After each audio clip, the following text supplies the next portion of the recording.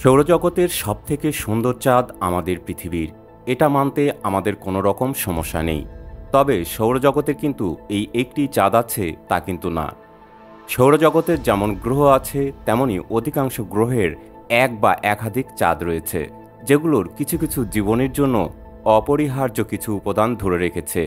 অর্থাৎ গ্রহের মতো উপগ্রহেও জীবনের উপযুক্ত পরিবেশের কাছাকাছি পরিবেশ খুঁজে পেয়েছেন জ্যোতির্বিদরা। সে কথা আজ থাক। আজ জানাবো আমাদের এই সৌরজগতের সব থেকে বড় তিনটি অসাধারণ চাঁদের কথা, যেগুলো আকারে যেমন বড় তেমনি এদের বৈশিষ্ট্য সম্পর্কে জানাটা আমাদের জন্য অন্যরকম অভিজ্ঞতা হতে পারে। যে চাঁদগুলো সৌরজগতের অন্যতম বৃহত্তম গ্রহ বৃহস্পতিকে কেন্দ্র করে আবর্তিত হচ্ছে। বৃহস্পতির বরফ ঘেরা চাঁদগুলি আমাদের সৌরজগতের গঠন এবং বিবর্তনের বিষয়ে আমাদের বোঝার জন্য অনেক সুযোগ প্রদান করে। এগুলোর প্রত্যেকটিরই অনন্য বৈশিষ্ট্য রয়েছে, যা বিজ্ঞানীরা অধ্যয়ন করছেন। ইউরোপা হল বৃহস্পতি গ্রহের 4টি বৃহৎ উপগ্রহের মধ্যে একটি, যা গ্যালিলিও গ্যালিলেই 1610 সালে আবিষ্কার করেছিলেন। এটি আমাদের সৌরজগতের সবচেয়ে মসৃণ এবং আকর্ষণীয় বস্তুগুলির মধ্যে একটি এবং বরফের নিচে লুকিয়ে থাকা সমুদ্রের সম্ভাবনার জন্য বিখ্যাত, যেখানে জীবনের অস্তিত্ব থাকতে পারে বলে মনে করেন গবেষকরা। বিজ্ঞানীরা বিশ্বাস করেন যে এই বরফের নিচে একটি বিশাল সমুদ্র রয়েছে, যার পরিমাণ পৃথিবীর সমস্ত মহাসাগরের চেয়ে বেশি হতে পারে। ইউরোপার বরফের আবরণের বিজ্ঞানীরা বেশ কয়েকটি গরম বিন্দু শনাক্ত করেছেন, যেখান থেকে অস্বাভাবিকভাবে উচ্চ তাপমাত্রা বেরিয়ে আসে। এই গরম বিন্দুগুলি বরফের নিচের সমুদ্র থেকে উৎপন্ন তরল জলের উপস্থিতির ইঙ্গিত হতে পারে। গ্যানিমিড, বৃহস্পতির রহস্যময় উপগ্রহ গ্যানিমিড বৃহস্পতি গ্রহের বৃহত্তম এবং সৌরজগতের সবচেয়ে বড় প্রাকৃতিক উপগ্রহ।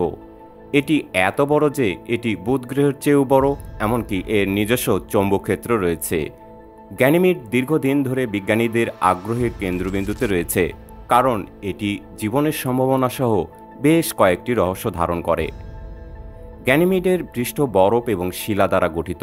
এটি অন্ধকার, ক্রেটারযুক্ত এলাকা এবং উজ্জ্বল ও বিভাজিত এলাকাসহ বিভিন্ন ধরনের ভূপ্রকৃতি দ্বারা চিহ্নিত করা হয়।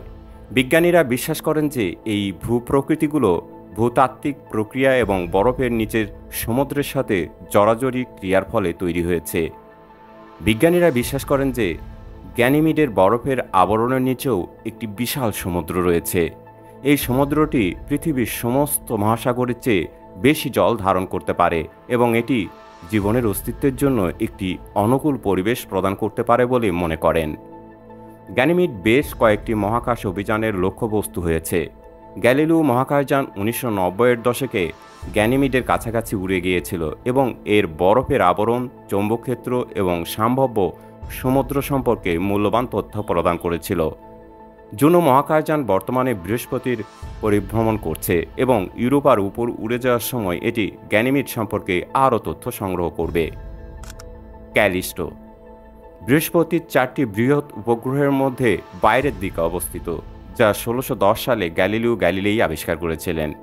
এটি আমাদের সৌরজগতের সবচেয়ে বড় উপগ্রহগুলির মধ্যে একটি এবং এর পৃষ্ঠতল খাঁজকাটা, গর্তে ভরা এবং অত্যন্ত অন্ধকার। ক্যালিস্টো সম্পর্কে আমরা এখনও অনেক কিছুই জানি না, কিন্তু বিজ্ঞানীরা বিশ্বাস করেন যে এই উপগ্রহটি বিজ্ঞানের ক্ষেত্রে গুরুত্বপূর্ণ সূত্র ধারণ করে। ক্যালিস্টোর ব্যাস 4821 কিলোমিটার, যা বুধ গ্রহের চেয়েও বড়। ক্যালিস্টোর পৃষ্ঠতলেও প্রচুর সংখ্যক গর্ত রয়েছে, যার মধ্যে কিছু বিশাল আকারের। বৃহত্তম গর্ত ভালহালা ক্রেটার, প্রায় 150 কিলোমিটার চওড়া।